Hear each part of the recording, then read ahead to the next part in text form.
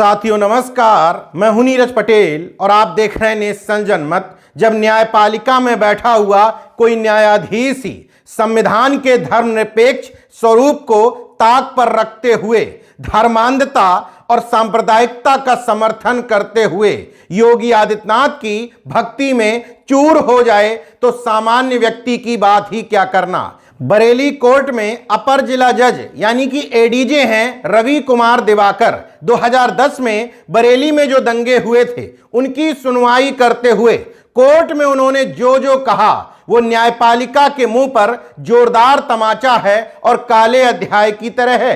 रवि कुमार दिवाकर ने स्पष्ट शब्दों में योगी आदित्यनाथ की तारीफ करते हुए यहां तक कह दिया, धार्मिक व्यक्ति ही योग्य राजा बन सकता है और अच्छे परिणाम दे सकता है। और योगी आदित्यनाथ ने इस अवधारणा को सच साबित करके दिखाया है। ज्ञान तो उन्होंने तमाम दिया था, उस पर भी चर्चा करूंगा, लेकिन इलाहाबाद हाईकोर्ट को यह सब बात नागवार गुजरी। हाईकोर्ट के जस्टिस राम मनोहर नारायण मिश्रा ने स्पष्ट शब्दों में कहा कि न्यायिक पद पर बैठे किसी व्यक्ति से यह उम्मीद नहीं की जा सकती कि वह अपनी व्यक्तिगत या पूर्व धारणाओं को अपने जजमेंट में प्रदर्शित करे। जस्टिस मिश्रा ने एडीजे दिवाकर को साफ शब्दों में चेतावनी देते हुए आदेश दिया, न्यायिक आदेश सार्वजनिक उपभोग के लिए हैं और इस प्रकार के आदेश का जनता द्वारा गलत अर्थ निकाले जाने की आशंका है।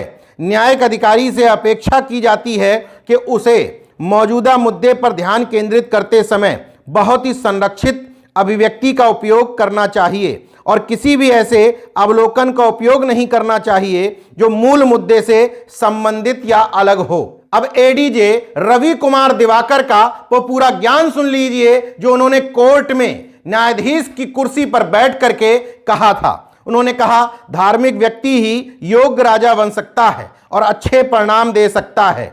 धार्मिक व्यक्ति का जीवन त्याग समर्पण का होता है, ना कि विलासिता का। योगी जी ने इस अवधारणा को सच साबित किया है।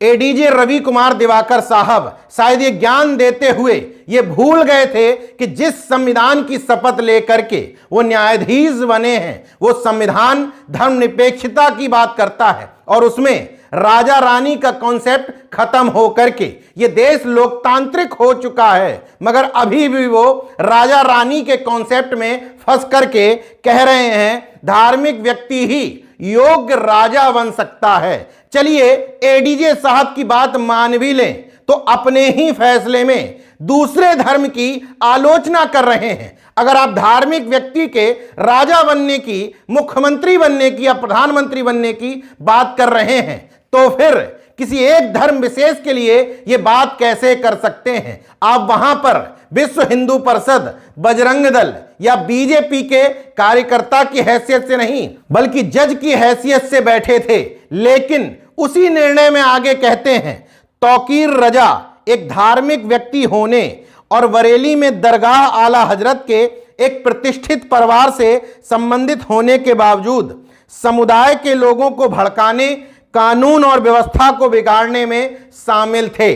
अगर धार्मिक व्यक्ति के राजा बनने की बात कर रहे हैं तो तौकीर रजा भी तो आपकी नजर में धार्मिक व्यक्ति होना चाहिए। एक धर्म विशेष की बात करके सांप्रदायिकता की राजनीति करने वाले एक शख्स को आप योग्य राजा बता रहे हैं, इसका मतलब आप न्यायाधीश की कुर्सी पर कम से कम बैठने लायक इसलिए नहीं हैं क्योंकि आप निष्पक्ष कतई नहीं हैं। हालांकि हाईकोर्ट ने महज इन टिप्पणियों को हटा करके चेतावनी देकर के छोड़ दिया है, लेकिन नेशन जनमत का मानना है इस तरह की विचारधारा के लोगों पर कार्रवाई भी होनी चाहिए, क्योंकि जजमेंट में आपका यह विचार जो निजी है वो परिलक्षित होता है। इस प्रकरण से स्पष्ट है कि एडीजे रवि कुमार दिवाकर साहब के सामने अगर दो धर्मों से जुड़ा हुआ कोई मामला पहुंचता है तो उसमें वो निष्पक्ष और पारदर्शी न्याय नहीं दे सकते, क्योंकि उनकी विचारधारा, उनका निजी विचार इसमें आड़े आ रहा है।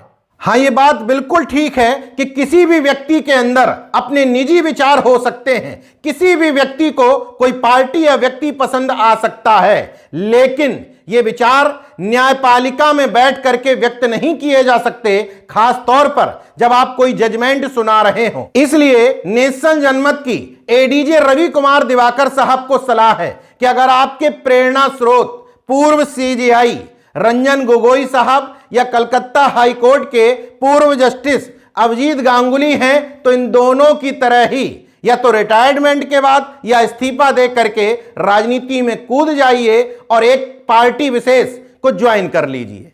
देखते रहिए नेशन जनमत, जागरूक और सजग बने रहिए। जय विज्ञान, जय संविधान, जय लोकतंत्र। धन्यवाद।